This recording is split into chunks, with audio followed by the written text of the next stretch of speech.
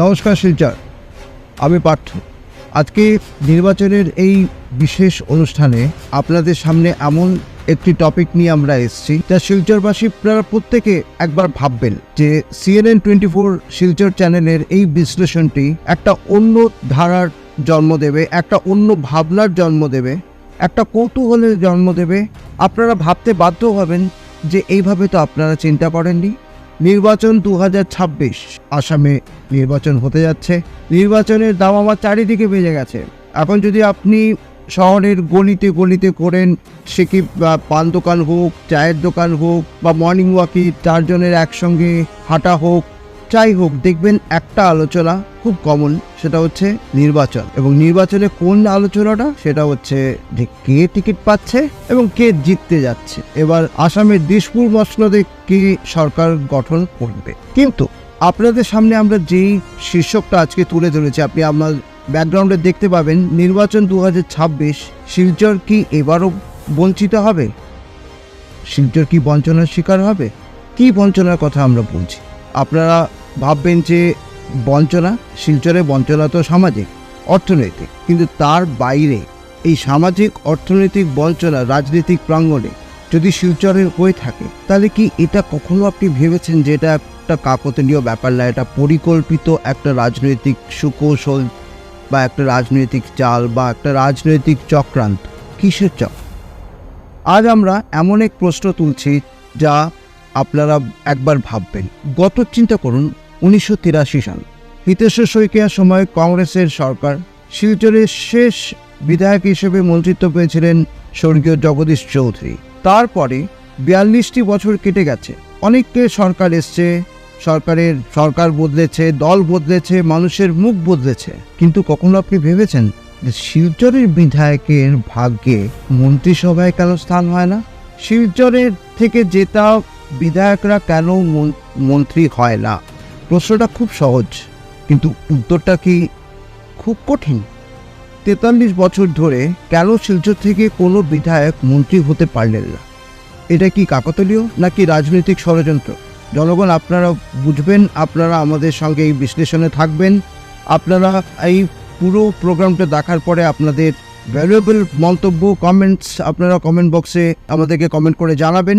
এবং আমরা যদি এতটুকু ভালো একটা বিশ্লেষণ আপনাদের সামনে তুলে ধরি, তাহলে CNN24 শিলচর চ্যানেলকে আপনারা ফলো করবেন, লাইক করবেন, শেয়ার করবেন। তো যেটা আপনাদেরকে প্রথমেই বলেছি যে 1983 সাল প্রয়াত হিতেশ্বর শইকীয়ার সরকারের সময় শিলচর শেষবার বিধানসভা কেন্দ্র থেকে মন্ত্রী হয়েছিলেন প্রয়াত জগদীশ চৌধুরী।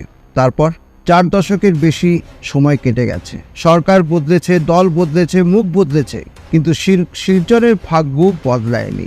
আপনি একবার চিন্তা করুন না, আমরা ভালোবেসে শিলচরের যদি রাজনৈতিক ট্রেন্ড আপনি দেখেন, আমরা মোদিজিকে ভালোবেসে কিছু চিন্তা না করে আমরা শিলচর থেকে বিজেপির বিধায়ককে পরপর জিতিয়ে চলেছি। সেই শিলচরের শ্রী দিলীপ পালের সময় থেকে আমরা দেখছি দিলীপ পাল পরপর দুবাই বিধায়ক হলেন, তারপরে বর্তমান বিধায়ক দীপান চক্রবর্তী হলেন।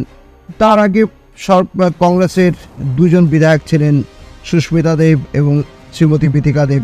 তার আগে আমরা দেখেছি শিলচরের প্রতাপশালী বিজেপি নেতা বিমলাংশু রায় পরপর 2 বারের জন্য বিধায়ক হয়েছিলেন। তার আগে সমরেন্দ্রনাথ সেন হলেন, এবং তার আগে কর্ণেন্দু বট হয়েছিলেন যখন 1985-তে আসাম অ্যাকর্ডের জন্য পুনরায় আসামের বিধানসভা নির্বাচন হয়েছিল। জগদীশ চৌধুরীর মন্ত্রিসভা, যিনি মন্ত্রিসভাতে ছিলেন হিতেশ্বর শইকীয়ার, সেই মন্ত্রিসভাকে তখন ক্যান্সেল করে নতুন করে বিধানসভা নির্বাচন করা হয়েছিল, এবং প্রফুল্ল মহন্ত মুখ্যমন্ত্রী হিসেবে আপনাদের সামনে শপথ নিয়েছিলেন। এবং তখন আমাদের সেই শিলচর থেকে ছিলেন সমরেন্দ্রনাথ সেন, ছিলেন কর্ণেন্দু ভট্টাচার্য। তারপরে তরুণ গগৈ এর সরকার এলেন, তরুণ বাবার সময় শিলচর থেকে এলেন বিথিকা দেব, শ্রীমতী বিথিকা দেব, তারপরে এলেন শ্রীমতী সুস্মিতা দেব।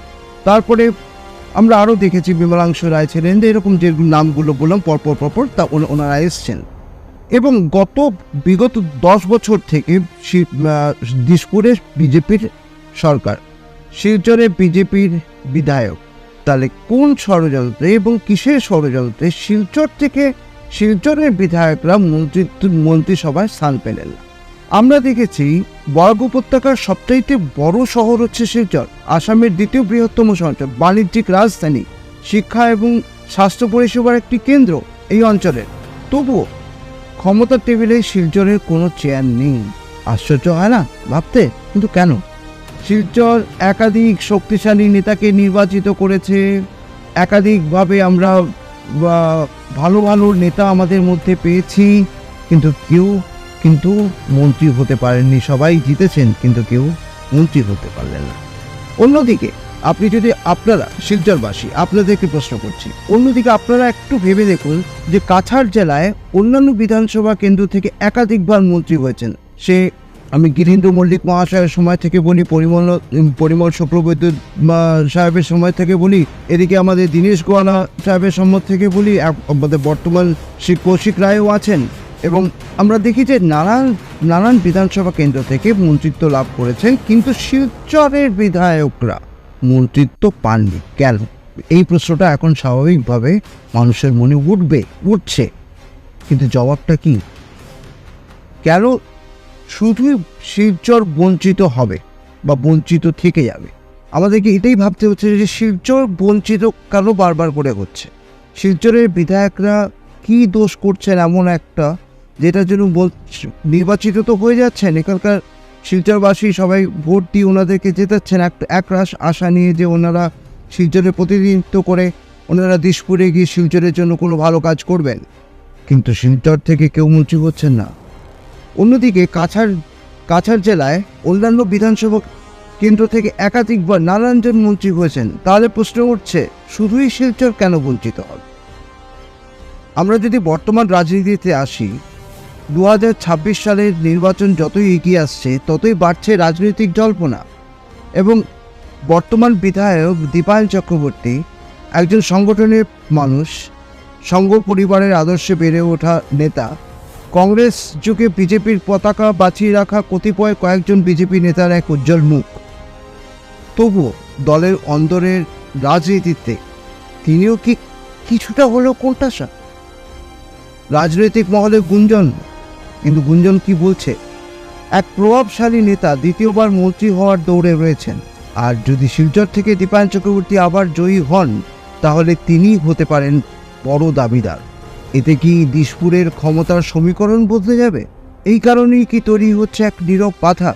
তাহলে কি এবার দীপায়ন চক্রবর্তীর টিকিট পাওয়ার একটা প্রধান অন্তরায় হয়ে উঠবে এটাই যে যদি দীপায়ন চক্রবর্তী টিকিট পান এবং জিতে যান তাহলে শিলচর বিধায়কের একটা মন্ত্রিত্ব পাওয়ার একটা বিশাল সম্ভাবনা থেকে যাচ্ছে। কিন্তু গত 43 বছরের ইতিহাস যা বলছে যে শিলচরের বিধায়করা মন্ত্রিত্ব লাভ করেন না। আরও একটি প্রশ্ন, দলের নতুন যোগ দেওয়া কিছু মুখকে কি সামনে আনা হচ্ছে ভবিষ্যতের বিকল্প হিসেবে? বর্তমান বিধায়কের ঘনিষ্ঠ মহল থেকে একাধিক প্রার্থী আছেন যারা মাঠে নেমেছেন। এটা কি স্বাভাবিক দলীয় প্রতিযোগিতা নাকি পরিকল্পিত রাজনৈতিক চাল? সব মিলিয়ে আজ শিলচরের সামনে তিনটি বড় প্রশ্ন দাঁড়িয়ে। দীপায়ন চক্রবর্তী কি 2026 সালের টিকিট পাবেন? যদি উনি নাই পান, যেই প্রার্থী হন এবং যেই প্রার্থী বিজেপির হয়ে দাঁড়ান, এবং বিজেপির যেহেতু একটা ট্রেন্ড আছে, এখানে একটা ভালো একটা প্রভাব আছে, ইনফ্লুয়েন্স আছে, উনি হয়তো ধরে নিলাম তর্কের খাতিরে যে উনি জিতছেন এবং সরকার গঠন করছে বিজেপি সরকারি দিশপুরেও, তাহলে কি শিলচর অবশেষে মন্ত্রিত্ব পাবে? এটা লাখ টাকার একটা প্রশ্ন, যেটা আজও আমরা 43 বছরে পাইনি। এবং কেন পাইনি এটাও আজকের এই বিশ্লেষণে হয়তো আপনারা ভাবতে শুরু করবেন যে শিলচর কি ভুল করেছে, নাকি আবারও শিলচর বঞ্চনার শিকার হবে। CNN 24 নিউজ ব্যুরো রিপোর্টিংয়ে আপনাদের সামনে আমরা তুলে ধরলাম একটি ডিস্টিংক্ট অ্যাঙ্গেল আমাদের রাজনীতির ক্ষেত্রে প্রাঙ্গণে। এটা নিয়ে আপনারা ভাবুন, শিলচর কেন বঞ্চিত থাকবে এবারও নির্বাচন 2026-এর পরে?